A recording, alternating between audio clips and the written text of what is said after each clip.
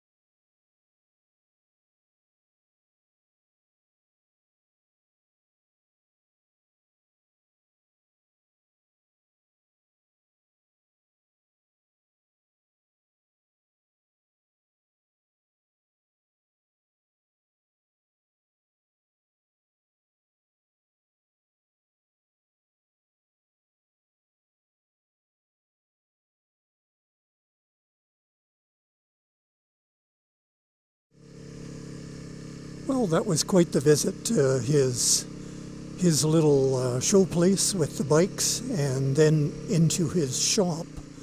The last pictures were in his shop, where he does a lot of the work. He restores all those bikes.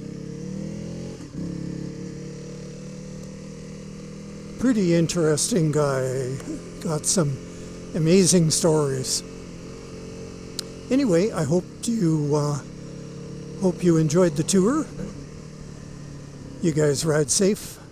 Take care, and I'll see you on another ride somewhere.